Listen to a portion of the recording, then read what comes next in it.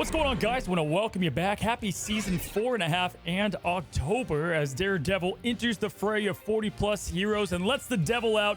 We have pro players gaming for $1 million, and we have you guys jumping into ranked games. But oftentimes they're asked, who should I main in Rivals, specifically this season? With constant balance changes and new heroes, things go up and down across the boards on all roles, and today we'll be looking through Vanguards, Strategist, Duelist, and help you decide who you should main this season. Let's jump in. And we'll kick things off with the Vanguards, and you can make a case for most of them, but let's jump into why. All right, guys, first up, it's spooky season, so of course we have to talk about the symbiotic terror in Venom. This guy has been good for so long at all levels of play. His ease of use in kind of low elo, but then his crazy combo potential in high elo with Mantis in the damage buff. But now they look to go against triple strategists and have a new anti-heal or healing reduction mechanic on his Feast of the Abyss ultimate. This is going to be great to help carry games even more if you're playing by yourself, or you can just thrive with dive and open up opportunities for your team and try to be that shot caller if you're one of the few people that do use comms. I think Venom is the pick this season. Gonna get banned a lot in high rank play and pro play, and is definitely kind of that key to success with the problems we have with this crazy amount of healing. Next up on the list, we have Doctor Strange. The Sorcerer Supreme continues to dominate in the game because the portal always gives your team that last fighting chance, or you can go with the aggressive effort if you decide to coordinate. But even without that, you've got the team up with Magic getting a slight reduction, but not all that much. Magic's still going to dominate. You're the perfect mix between defense and offense with the buffs they've given him season after season. I think Strange is one of those heroes that will always be relevant, so you're not wasting time learning and improving on the Vanguard. Doctor Strange has been good for a long time. Still looks to do that with season 4.5. Now, we'll be quick on these next two, but Emma Frost did not get any nerfs, and that should be all you need to know on why to play the White Queen. Just the perfect mix of what you need in the Vanguard role, no matter the game mode and no matter the opposition. From her ultimate of seduction to set up team wipes, to the clutch diamond forms and being that menace up close and personal, Emma can quite literally do it all.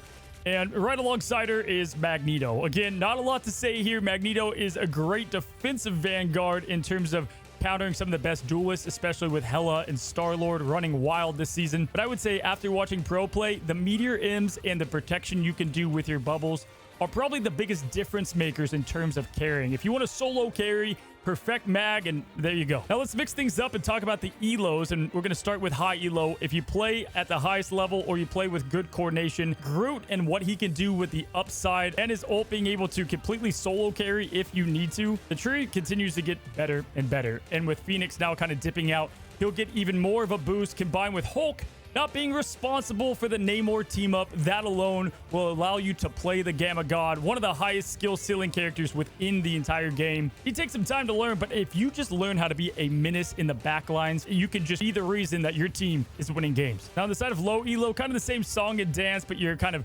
seasoned reminder to play Thor and Peni in low elo. These heroes just have no answer to them. Thor and high elo is even working on offensive pushes, but Thor has now just gotten a buff after buff and continues to thrive, while Peni is just going to be putting up numbers forever because the people just, they don't know how to stop the spider nest. History always finds a way to repeat itself, and it does again as Peni continues to just dominate low elo. All right, guys, that covers the Vanguards. Let's go ahead and talk about the role everybody loves to play, the Duelist. And here's the thing, not him, but Daredevil is going to be a part of every match, right? You can just expect that going forward. I think Daredevil is going to be a difference maker. I could put him on this list. We don't know how he's going to play exactly in the live servers, but definitely you can start picking him up. I think he'll fit right into Rivals. But without him, let's go and talk about our first on the list, and that's easily going to be Namor. Listen, guys, Namor just continues to get love season after season. He loses his Gamma Squids, but he gains an insane team up with Hela that offers heal reduction, slow damage, and another attack of onslaught with his squids, but now a bit more priority in trying to get it done yourself with Namor and his abilities. He has self-protection, a great ult, good counter dive, and high poke damage. Namor is just a clear-cut favorite in terms of duelists, thriving within the meta, and clearly I think Hela is going to be right there with him, and that's the next hero that we obviously we'll jump in and talk about. Hela is going to be the new hit scan favorite. If you are mechanically gifted in the game, put Phoenix down and pick up Hela back where you left off in season 1 and 2. Not only is she going to rise up with Phoenix getting nerfed down, but has some nice changes to her consistency and survivability. Not to mention low elo, her ultimate's crazy. High elo, just her kit is wild. Hela's going to thrive in this season 4.5. Now, just in case you missed season 4, Moon Knight has been thriving insanely well, with his survivability being boosted up a ton with the Moon Blades to his overall offensive output, dealing with triple strategists and his consistent ult charge, source of damage and pressure. Moon Knight personally is one of my favorite heroes in the game. So much fun, and I think is slept on still, even in high elo, and crazy not to be playing him at this point in low elo. If you got a great friend to play with, you can single-handedly just carry games together. Set up the wombo combo with Emma, with Groot, you name it. They could do it, and I think Moon Knight's just an easy pick for this season. Now, you guys know I love Psylocke. Unfortunately, she got a nerf last season, but they look to buff up her ultimate in season 4.5, and I think this is going to be a big difference maker. Still very good in terms of her burst potential. Emma's strong, so that team up is there, but her ultimate moving as fast as it does and doing the damage it does now is going to be that thing that pushes her back over the edge. She comes alongside with the sickest skin to boot. I think Psylocke mains, rejoice, you're back. Now, Peter Quill in Starlord has always been this kind of flanking, tough hero to nail down, and he continues to do it best. He can be with the team, against the team. He's great to counter the flying units, but also just that constant source of damage and pressure. I think, honestly, at this point, if you haven't mastered or just played Starlord and you enjoy Duelist and putting the team on your back, I think he's great at dueling some of the top duelists, if you will, and being able to win that one-on-one, but can also put pressure on the tanks and pick off the strategist from behind. Not to mention his little buddy Rocket Raccoon got a lot better, but more on that in a moment. Winter Soldier is going to be important to shut down all the dives, the Venoms, the Psylocks. This man with the grapple is going to be the one to do it. Not only that, I think Winter Soldier is one of those heroes, if you invested the time into at season 0, you've been feasting, because he's never gone down and he's always been that avalanche kind of snowball of a hero that continues to succeed in the game by gaining new abilities or things and functions for his abilities is what gets Winter Soldier on this list. So continue to play Bucky.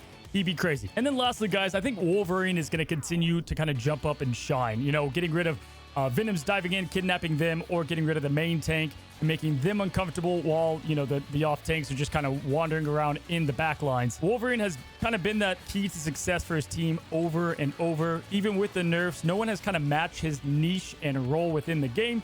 You know, I think it's still not like the best season for him, but definitely still a very clutch hero that is not played enough. And then last but not least, guys, we move on to the strategist. And I'll be honest, there is a reason to play probably all of them for the most part. Like, they're all very good for different reasons, and I think they finally found this sweet spot, and hopefully triple support is kind of toned down a bit this season. But it was tough to pick one or the other. Again, you could play them all, but my favorites are going to be, I think, the ones rising the most or that are going to be consistent in season 4.5. So we kick off with Rocket Raccoon. He's back because Jean Grey's gone. That Phoenix that wipes out the ult instantly is no longer, and I think Rocket and that damage DPS that he's going to give to the team is going to make him way more worth picking for your roster. The res is always clutch. His healing is easy. Rocket feasted a couple seasons ago, and I think he's going to get right back to his former glory. But if one animal is not enough for you, how about two? We got Jeff Tober here, and I still think the Baby Shark is an absolute menace. He's an instant ban in pro play, but even not, he can do so much for the team now with constant source of healing, damage, easy to hit primaries with his joyful splash, and his ultimates can quite literally win the game by itself. Not to mention he gets a pumpkin costume. Come on. All right, with Psylocke rising up and some of the other hero decisions, I think Loki is going to be an important hero to kind of get back in on the roster. Adam Warlock is always so clutch with his consistent reses, so we could throw him right there as well in this list.